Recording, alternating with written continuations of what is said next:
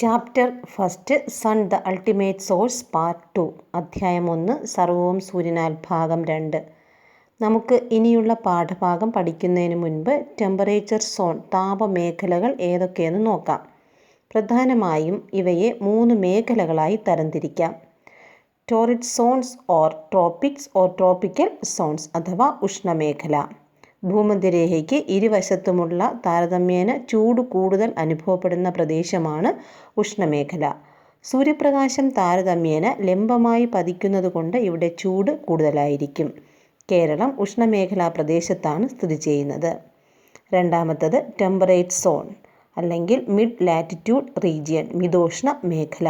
മൂന്നാമത്തേത് frigid zone ശൈത്യമേഖല. ഇനി നമുക്ക് ചോദ്യങ്ങൾ നോക്കാം. How is sunlight distributed in tropical region, temperate zone and frigid zone? ഉഷ്ണ, മിതോഷ്ണ, ശൈത്യ മേഖലകളിൽ സൂര്യപ്രകാശത്തിൻ്റെ ലഭ്യത എപ്രകാരമെന്ന് വിവരിക്കുക.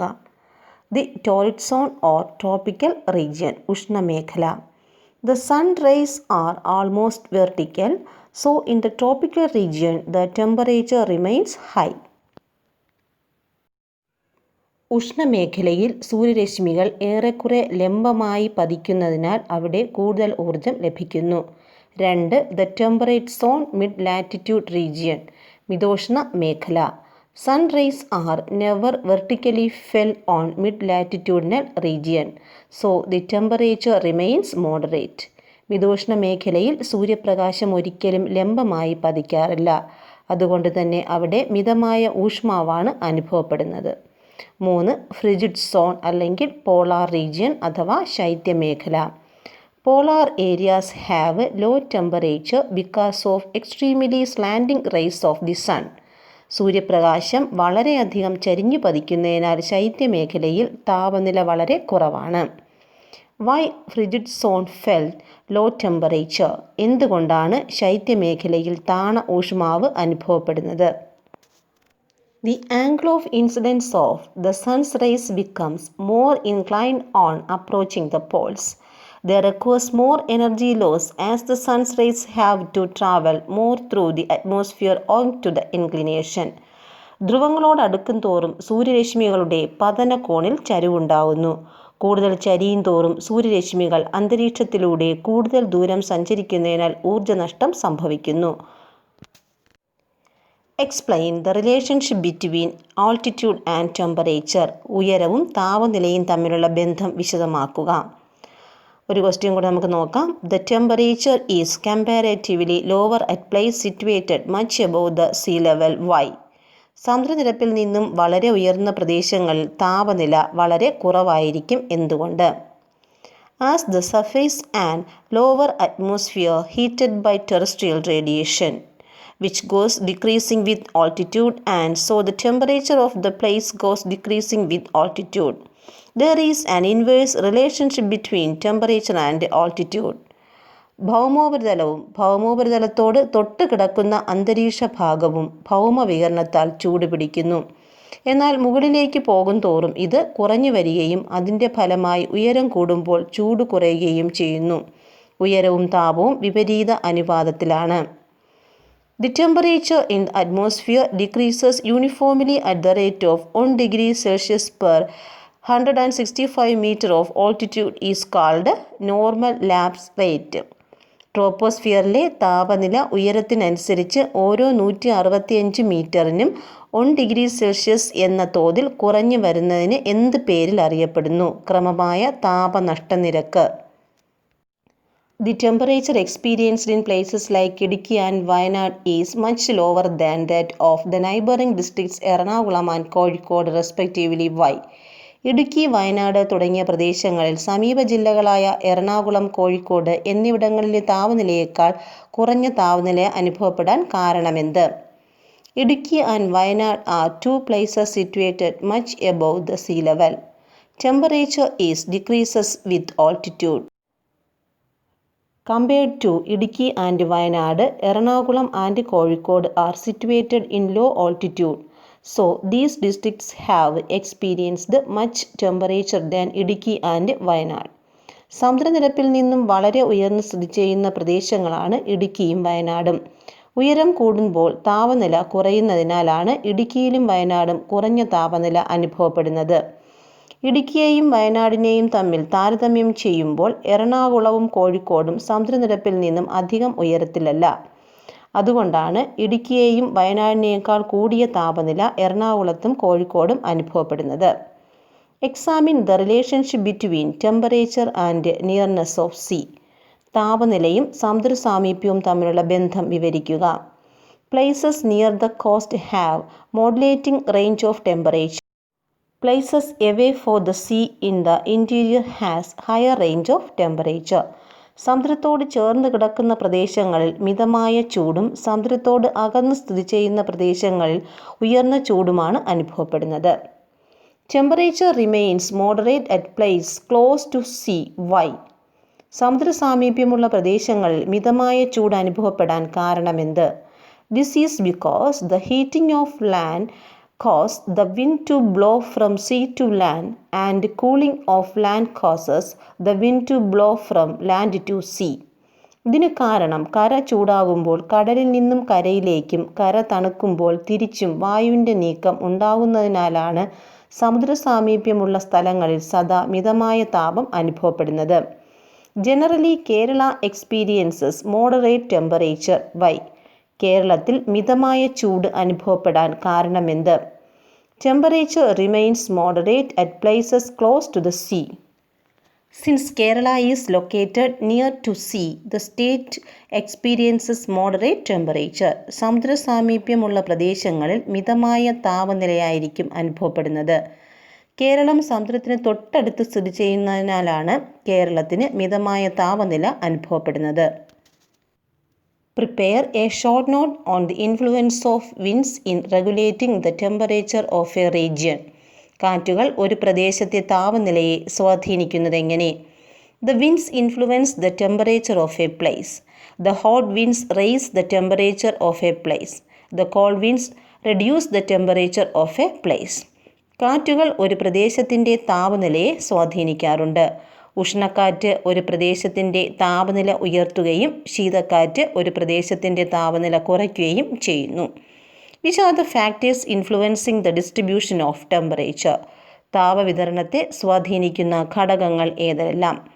ലാറ്റിറ്റ്യൂഡ്സ് അക്ഷാംശങ്ങൾ, ആൾട്ടിറ്റ്യൂഡ് ഉയരം, നിയർനെസ് ടു സീ സമുദ്ര സാമീപ്യം, വിൻഡ്സ് കാറ്റുകൾ. ഇവയാണ് ഒരു പ്രദേശത്തെ താപവിതരണത്തെ സ്വാധീനിക്കുന്ന ഘടകങ്ങൾ. Isotherms in the southern hemisphere are almost parallel to the equator compared to those in the northern hemisphere. Why? ഉത്തരാർദ്ധഗോളത്തെ അപേക്ഷിച്ച് ദക്ഷിണാർദ്ധഗോളത്തിൽ സമതാപരേഖകൾ ഏറെക്കുറെ സമാന്തരങ്ങളാണ്. കാരണമെന്ത്? The bending of isotherm is due to the differential heating of land and water. The isotherms are parallel to latitudes. കരയും സമുദ്രവും വ്യത്യസ്ത രീതിയിൽ ചൂട് പിടിക്കുന്നതാണ് സമതാപരേഖകളുടെ വളവിന് കാരണം. സമതാപരേഖകൾ അക്ഷാംശരേഖകൾക്ക് സമാന്തരമായാണ് കാണപ്പെടുന്നത്. Northern hemisphere has more land mass as compared to southern hemisphere. ദക്ഷിണാർദ്ധഗോളത്തെ അപേക്ഷിച്ച് ഉത്തരാർദ്ധഗോളത്തിൽ കരഭാഗം കൂടുതലാണ്. In northern hemisphere, we have also seen the unequal distribution of land and water. This unequal distribution leads to differential heating in land and sea. As a result of this, isotherms in the northern hemisphere are shaped irregularly. ഉത്തരാർദ്ധഗോളത്തിലെ തുല്യമല്ലാതെ ഇടവിട്ടിടവിട്ടുള്ള കരയുടെയും സമുദ്രത്തിൻ്റെയും ഫലമായി ഇവ ചൂട് പിടിക്കുന്നതിലും വ്യത്യാസമുണ്ടാകുന്നു. അതിനാൽ സമതാപരേഖകൾ ഉത്തരാർദ്ധഗോളത്തിൽ കൂടുതൽ വളഞ്ഞു കാണപ്പെടുന്നു. In southern hemisphere has more water masses compared to land mass and hence isotherms are regular in nature. എന്നാൽ ദക്ഷിണാർദ്ധഗോളത്തിൽ കൂടുതൽ സമുദ്രഭാഗങ്ങളുള്ളതിനാൽ ദക്ഷിണാർദ്ധഗോളത്തിൽ സമതാപരേഖകൾ അക്ഷാംശരേഖയ്ക്ക് ഏറെക്കുറെ സമാന്തരമായി കാണപ്പെടുന്നു. In the weather maps for summer and winter seasons, the isotherms behave differently. Why? ഉഷ്ണകാലത്തെയും ശൈത്യകാലത്തെയും കാലാവസ്ഥാ ഭൂപടങ്ങളിലെ സമതാപരേഖകൾ വ്യത്യസ്ത സ്വഭാവം പുലർത്തുന്നു. എന്തുകൊണ്ട്? During summer, high temperature prevails over the land compared to the sea, and during winter, the condition is reversed. The bending of isotherms is due to the differential heating of land and water. ഉഷ്ണകാലത്ത് കടലിനെ അപേക്ഷിച്ച് കരയിൽ ഉയർന്ന താപനിലയും ശൈത്യകാലത്ത് കുറഞ്ഞ താപനിലയും അനുഭവപ്പെടുന്നു. കരയും കടലും വ്യത്യസ്ത കാലങ്ങളിൽ വ്യത്യസ്ത രീതിയിൽ ചൂട് പിടിക്കുന്നത് കൊണ്ടാണ് സമതാപരേഖകൾ ഉഷ്ണകാലത്തെയും ശൈത്യകാലത്തെയും കാലാവസ്ഥാ ഭൂപടങ്ങളിൽ വ്യത്യസ്ത സ്വഭാവം പുലർത്തുന്നത്. What is humidity? എന്താണ് ആർദ്രത? Water content in the atmosphere is called humidity. അന്തരീക്ഷത്തിലെ ജലാംശത്തെ ആർദ്രത എന്ന് വിളിക്കുന്നു. What is the role of temperature in bringing water content to the atmosphere? ജലാംശം അന്തരീക്ഷത്തിൽ എത്തുന്നതിൽ താപത്തിൻ്റെ പങ്കെന്ത്? Water content in the atmosphere is depends on evaporation. Evaporation is the process that brings water content to the atmosphere. When temperature is high, evaporation is also high and vice versa. അന്തരീക്ഷത്തിലെ ജലബാഷ്പത്തിൻ്റെ അളവ് ബാഷ്പീകരണത്തെ ആശ്രയിച്ചിരിക്കുന്നു. ജലബാഷ്പത്തെ അന്തരീക്ഷത്തിലെത്തിക്കുന്ന പ്രവർത്തനമാണ് ബാഷ്പീകരണം. താപം വർദ്ധിക്കുമ്പോൾ ബാഷ്പീകരണം കൂടുകയും ആർദ്രത വർദ്ധിക്കുകയും ചെയ്യുന്നു. What is absolute humidity? എന്താണ് കേവല ആർദ്രത? The actual amount of water present in the atmosphere is called absolute humidity. It is measured as the amount of water vapor present per cubic meter volume of air. വായുവിൽ അടങ്ങിയിരിക്കുന്ന നീരാവിയുടെ യഥാർത്ഥ അളവിനെ കേവല ആർദ്രത എന്ന് വിളിക്കുന്നു. ഒരു ക്യൂബിക് മീറ്റർ വായുവിൽ എത്രമാത്രം ജലബാഷ്പം എന്ന ഏകകത്തിൻ്റെ അടിസ്ഥാനത്തിലാണിത് കണക്കാക്കുന്നത്. അതായത് ഒരു പ്രദേശത്തെ വായുവിൽ എത്രമാത്രം ജലബാഷ്പം ഉണ്ട് എന്ന് കാണിക്കുന്ന അളവാണിത്. What is saturation level? എന്താണ് പൂരിതാവസ്ഥ? The stage at which the atmosphere is fully saturated with water is termed as the saturation level. അന്തരീക്ഷം നീരാവി പൂരിതമാകുന്ന അവസ്ഥയെ പൂരിതാവസ്ഥ എന്ന് വിളിക്കുന്നു. അതായത് അന്തരീക്ഷം നീരാവിയാൽ നിറയുന്ന അവസ്ഥയാണിത്. What is dew point? എന്താണ് തുഷാരാങ്കം? The critical temperature at which condensation begins is called dew point. ഘനീകരണം ആരംഭിക്കുന്ന നിർണായക ഊഷ്മാവിനെ തുഷാരാങ്കം എന്ന് പറയുന്നു. What is condensation? എന്താണ് ഘനീകരണം? Condensation is the process where water vapour becomes liquid. അതായത് വാതകാവസ്ഥയിൽ നിന്നും ഒരു വസ്തു ദ്രാവകാവസ്ഥയിലേക്ക് മാറുന്നതിനെയാണ് ഘനീകരണം എന്ന് പറയുന്നത്. What is relative humidity? എന്താണ് ആപേക്ഷിക ആർദ്രത? The ratio between the amount of water vapour present in the atmosphere and the total water holding capacity of the atmosphere at A given temperature is called relative humidity. നിശ്ചിത ഊഷ്മാവിൽ അന്തരീക്ഷത്തിന് ഉൾക്കൊള്ളാൻ കഴിയുന്ന ആകെ നീരാവിയുടെ എത്ര ഭാഗമാണ് അന്തരീക്ഷത്തിൽ നിലവിലുള്ളത് എന്ന് ശതമാനത്തിൽ കണക്കാക്കുന്നു. ഈ ആനുപാതിക അളവിനെ ആപേക്ഷിക ആർദ്രത എന്ന് വിളിക്കുന്നു. ഇനി എങ്ങനെയാണ് ആപേക്ഷിക ആർദ്രത കണക്കാക്കുന്നതെന്ന് നോക്കാം. ആപേക്ഷിക ആർദ്രത ഈക്വൽ ടു കേവല ആർദ്രത ഡിവൈഡഡ് ബൈ അന്തരീക്ഷത്തിന് ഉൾക്കൊള്ളാൻ കഴിയുന്ന ആകെ നീരാവിയുടെ അളവ് into 100. Relative humidity equal to absolute humidity divided by total water holding capacity of the atmosphere into 100. Which instrument is used to measure relative humidity? ആപേക്ഷിക ആർദ്രത അളക്കാനുള്ള ഉപകരണം ഏത്? Wet and dry bulb thermometer. What will be the relative humidity at saturation level? പൂരിതാവസ്ഥയിൽ ആപേക്ഷിക ആർദ്രത എത്ര ശതമാനമായിരിക്കും? When the dew point equals the temperature the air is saturated and the relative humidity is 100. തുഷാരാങ്കം വായുവിൻ്റെ താപനിലയ്ക്ക് തുല്യമാകുമ്പോൾ വായു പൂരിതമാവുകയും ആപേക്ഷിക ആർദ്രത 100% ചെയ്യും. Explain the forms of condensation. ഘനീകരണ രൂപങ്ങളെക്കുറിച്ച് വിവരിക്കുക. ആദ്യത്തേത് dew. Dew is water in the form of droplets that appears on thin exposed objects in the morning due to condensation. ഇനി പുസ്തകത്തിൽ തന്നിരിക്കുന്ന ഒരു ഡെഫിനിഷൻ അല്ലെങ്കിൽ ഒരു നിർവചനം കൂടെയുണ്ട്, അതെന്താണെന്ന് നോക്കാം. The surface of the earth gets cooled during the night and it cools the near atmosphere. This causes the water vapor to condense and the condensed droplets cling on to the cold surface on earth. രാത്രികാലങ്ങളിൽ ഭൗമോപരിതലം തണുക്കുന്നതിനെ തുടർന്ന് ഉപരിതലത്തോട് ചേർന്ന് സ്ഥിതി ചെയ്യുന്ന അന്തരീക്ഷ ഭാഗവും തണുക്കുന്നു. ഇതുമൂലം നീരാവി ഘനീഭവിച്ച് വെള്ളത്തുള്ളികളായി ഭൂമിയുടെ ഉപരിതലത്തിലെ തണുത്ത പ്രതലങ്ങളിൽ പറ്റിപ്പിടിക്കുന്നു. ഇതാണ് തുഷാരം. 2. Frost. There are places on the earth where the night temperature falls below 0 degrees Celsius. Instead of dew, tiny ice crystals are formed in such places. This form of condensation is called frost.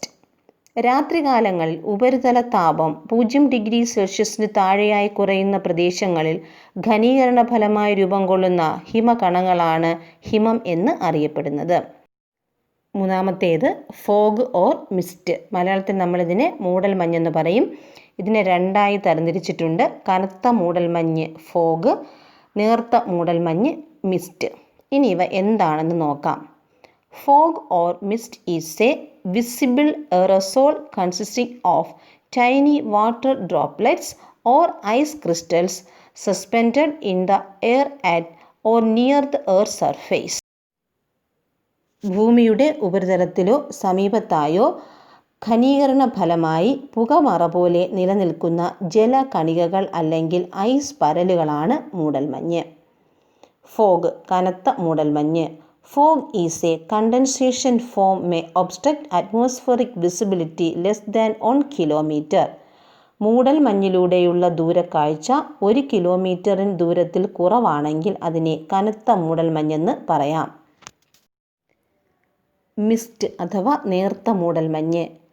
Mist is a form of condensation may obstruct atmospheric visibility is more than 1 kilometer. മൂടൽമഞ്ഞിലൂടെയുള്ള ദൂരക്കാഴ്ച 1 കിലോമീറ്ററിലധികമാണെങ്കിൽ അതിനെ നേർത്ത മൂടൽമഞ്ഞെന്ന് വിളിക്കാം. അടുത്ത് നമുക്ക് നോക്കേണ്ടത് clouds, മേഘങ്ങൾ. Clouds are formed by the condensation of water vapour around the fine dust particles in the atmosphere. അന്തരീക്ഷത്തിലെ നേർത്ത പൊടിപടലങ്ങളെ കേന്ദ്രീകരിച്ച് നീരാവി ഘനീഭവിച്ച് രൂപം കൊള്ളുന്നവയാണ് മേഘങ്ങൾ. Dew appears as the sun rises. Why? സൂര്യോദയത്തോടെ തുഷാരം അപ്രത്യക്ഷമാകുന്നു. എന്തുകൊണ്ട്?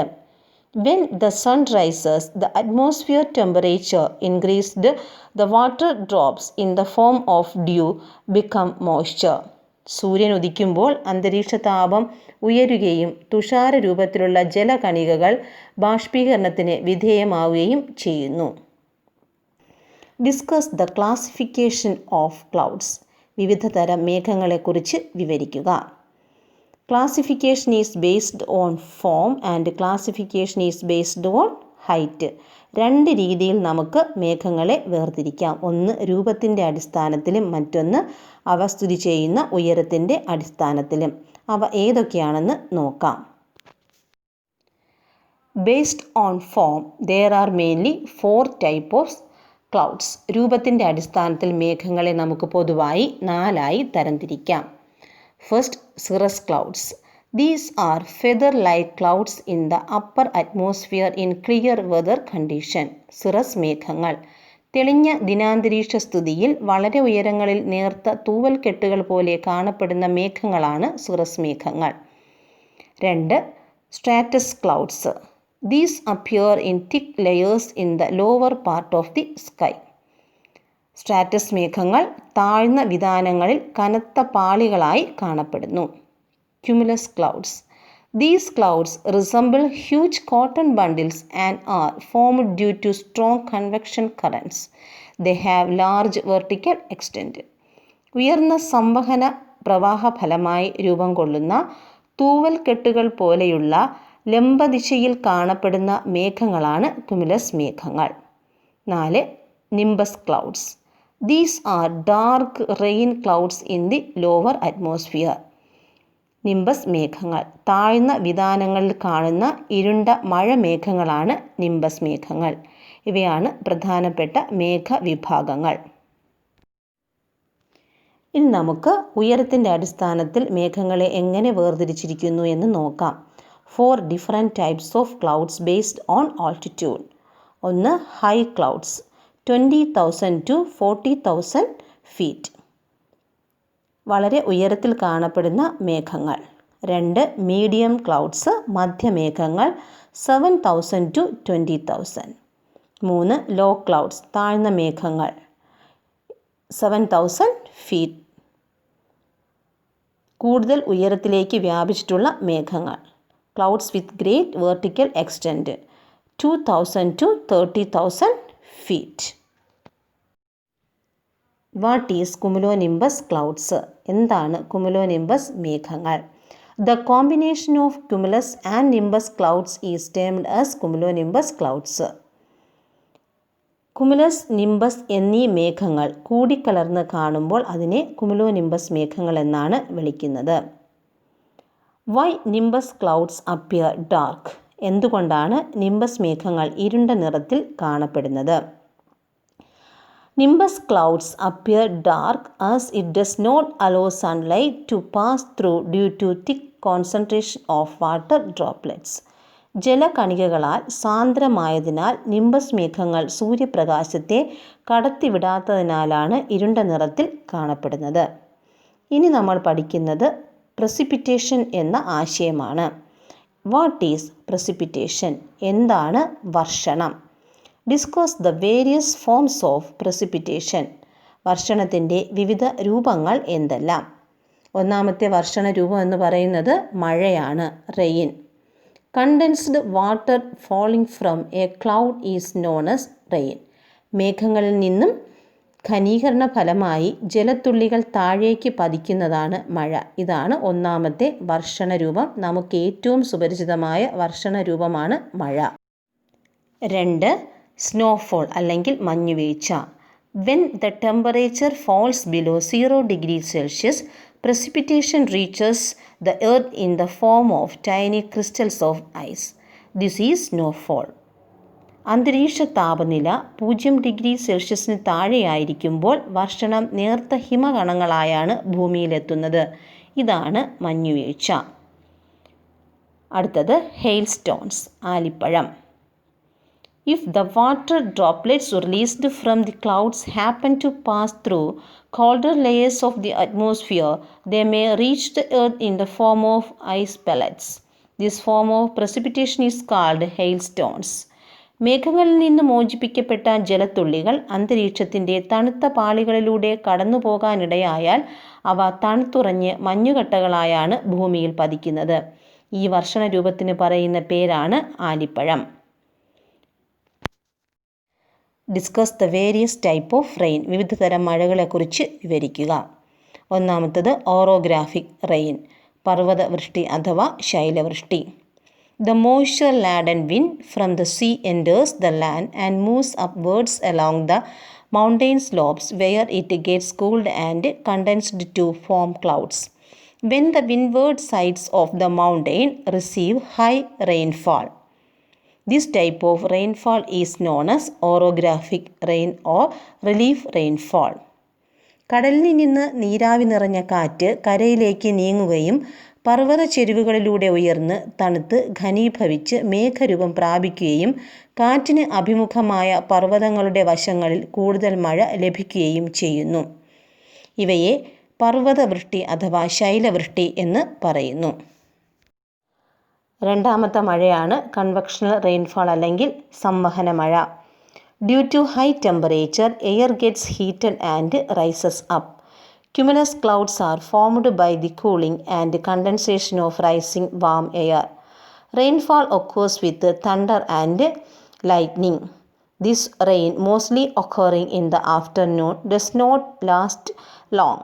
This type of rainfall is called convectional rainfall. അന്തരീക്ഷ താപത്താൽ വികസിച്ച് മുകളിലേക്കുയർന്ന വായു തണുത്ത് ഘനീഭവിച്ച് കുമുലസ് മേഘങ്ങൾ രൂപമെടുക്കുന്നു. തുടർന്ന് ഇടിമിന്നലോടുകൂടി മഴയുണ്ടാകുന്നു. സാധാരണയായി ഉച്ച കഴിഞ്ഞുണ്ടാകുന്ന ഈ മഴ അധികം നീണ്ടു നിൽക്കാറില്ല. ഇത്തരം മഴകളെയാണ് സംവഹന മഴ എന്ന പേരിൽ അറിയപ്പെടുന്നത്. മൂന്നാമത്തത് ബോർഡർ റെയിൻ അഥവാ തീരദേശ മഴ. There is always a difference in the atmospheric temperature over land and sea. If the air over the sea comes in contact with the air over the land in the coastal regions, the warm air will be pushed upwards, causing cloud formation and rainfall. This type of rain is called border rain. കരയ്ക്കും കടലിനും മുകളിലുള്ള അന്തരീക്ഷ താപനില വ്യത്യസ്തമായിരിക്കും. കടലിൽ നിന്നുള്ള വായു തീരദേശങ്ങളിൽ വച്ച് കരയിലെ വായുവുമായി കൂട്ടിമുട്ടാനിടയായാൽ ഉഷ്ണവായു മുകളിലേക്ക് ഉയർത്തപ്പെടുകയും തുടർന്ന് മേഘരൂപീകരണത്തിന് കാരണമാവുകയും ഇത് മഴയ്ക്ക് കാരണമായി തീരുകയും ചെയ്യുന്നു. ഇത്തരത്തിലുണ്ടാകുന്ന മഴയെ തീരദേശ മഴ എന്ന് വിളിക്കുന്നു. What is rain shadow regions? എന്താണ് മഴനിഴൽ പ്രദേശങ്ങൾ? The places situated at the leeward side of the mountains that do not receive any rainfall are referred to as rain shadow regions. പർവ്വതങ്ങളുടെ കാറ്റിന് പ്രതിമുഖമായ വശങ്ങളിൽ സ്ഥിതി ചെയ്യുന്നതും മഴ ലഭിക്കാത്തതുമായ പ്രദേശങ്ങളെയാണ് മഴനിഴൽ പ്രദേശങ്ങളെന്ന് വിളിക്കുന്നത്. When Kerala receives southwest monsoon rainfall, the western parts of Tamil Nadu remain dry. Why? കേരളത്തിൽ തെക്കു പടിഞ്ഞാറൻ monsoon മഴ ലഭിക്കുമ്പോൾ തമിഴ്നാടിൻ്റെ പടിഞ്ഞാറു ഭാഗങ്ങളിൽ ഇത് ലഭിക്കാറില്ല. എന്തുകൊണ്ട്? South West monsoon rainfall is a type of orographic rain. Kerala is located the windward side of Western Ghat and so Kerala receives good rainfall. തെക്കു പടിഞ്ഞാറൻ മൺസൂൺ മഴ ഒരു ശൈലവൃഷ്ടിയാണ്. കേരളം സ്ഥിതി ചെയ്യുന്നത് പശ്ചിമഘട്ട പർവ്വതനിരയിലെ കാറ്റിന് അഭിമുഖമായ പ്രദേശത്താണ്. അതുകൊണ്ട് കേരളത്തിന് മഴ ലഭിക്കുന്നു. Tamil Nadu lies in the rain shadow region. When Kerala receives rain, Tamil Nadu does not get rain. Tamil Nadu പശ്ചിമഘട്ടത്തിലെ മഴനിഴൽ പ്രദേശത്താണ് സ്ഥിതി ചെയ്യുന്നത്. അതുകൊണ്ട് തമിഴ്നാട്ടിൽ തെക്കു പടിഞ്ഞാറൻ മൺസൂൺ മഴ ലഭിക്കാറില്ല.